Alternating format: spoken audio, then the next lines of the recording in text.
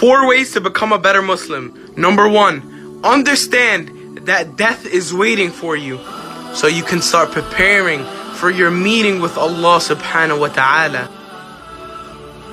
Wantoota 4 kan muslimni beekuu qabu. Tokkoffaa, duuti si eeggachuu beekuudha. Duuti si eeggachuu eega beekte siinqii qopheeffachuudha.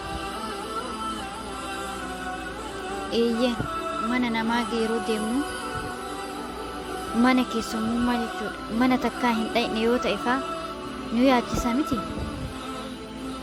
Maal harkatti qabadhee dhaqa? Waan nan qaanessine, firaan mari'anna, hiriyaan mari'anna. Guyyaa deemnu san waanuma sanii yaadaa oola jechuudha. Tan akiraatu hoo, tan du'aatuun hoo hangam takka nu yaachistee beekti. Guyyama tokkoyyuu itti yaannee beekna. Kanaafuu siinqii haa qopheeffannu. Nabiyyiin ergamaan Rabbii nagaa fi rahmanni Rabbii isaanirra haa jiraatu yeroo dubbatan akkas jedhan. Qaruutii namaa jechuun nama jireenya isaa kan du'a booda jiru kan dalaguudha.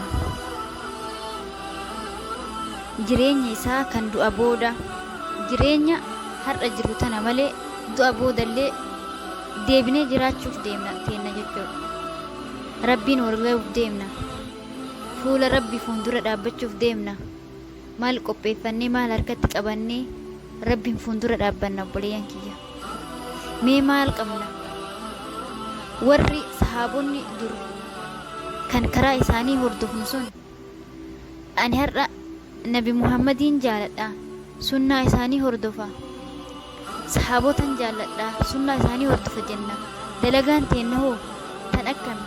Bar isaan osoo leelii salaataa bulan, osoo Rabbiif karaa Rabbii irratti qabsaan akkasittuuyyuu jannata argadhaa jedhanii booyanii, du'a yaadatanii booyanii.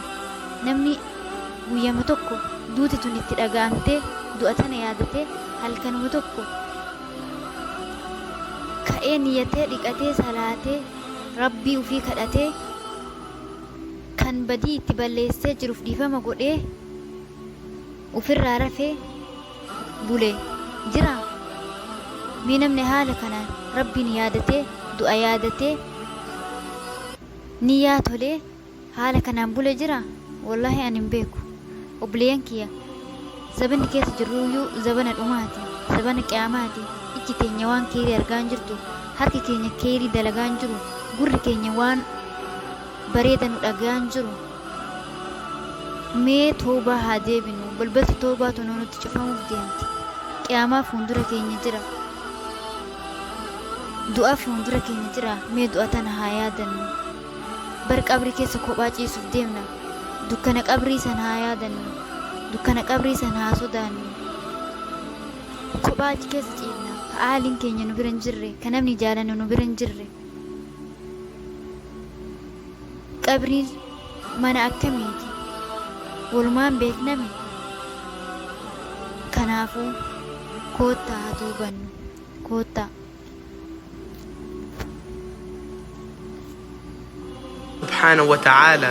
Number 2, understand that Allah subhanahu wa ta'ala is always watching you, so you can become ashamed when you do wrong.